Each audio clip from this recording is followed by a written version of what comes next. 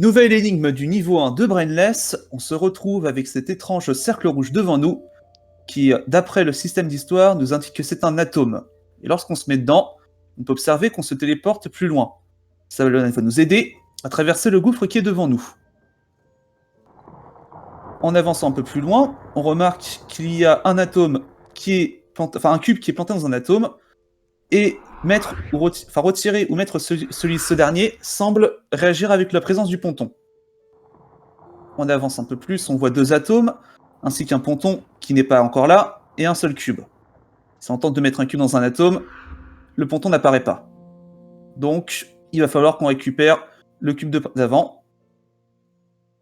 Et en se mettant dans l'atome avec le cube en main, on a assez de distance de téléportation pour pallier le gouffre.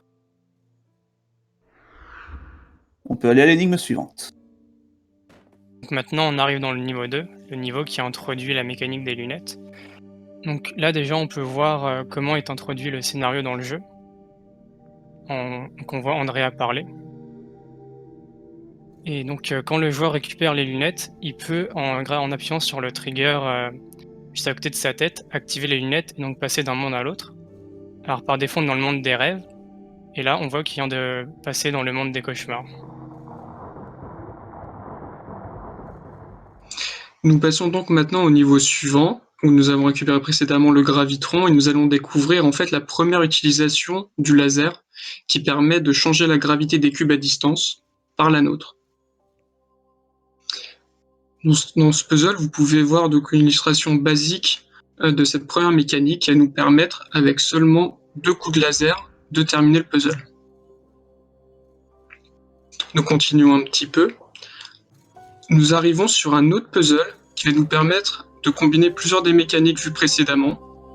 Vous pouvez voir ici qu'il y a également un portail anti-cube qui va du coup faire détruire le cube si celui-ci se trouve en contact. L'astuce est donc de passer le cube en dessous, qui se révèle en fait être le plafond du puzzle, de passer ce portail pour enfin récupérer le cube de l'autre côté et le donner et le mettre dans la tour.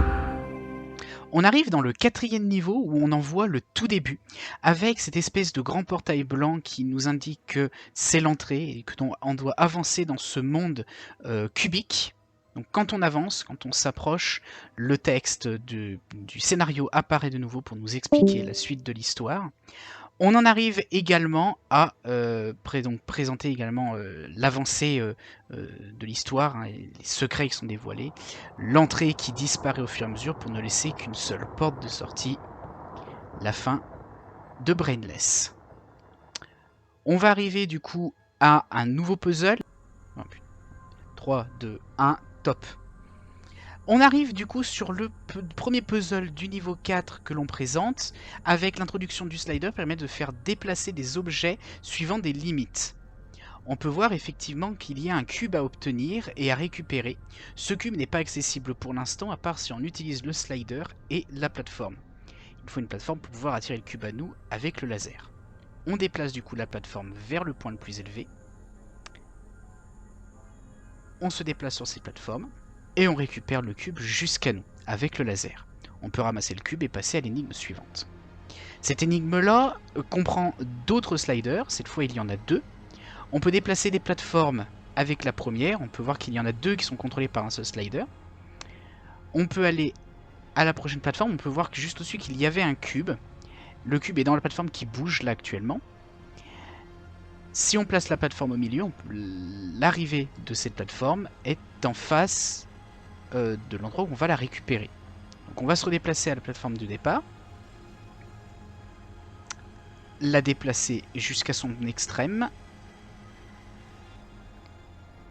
arriver sur la plateforme où on pourra récupérer le cube qui est en face de nous. On récupère ce cube et il y a un énième obstacle, l'obstacle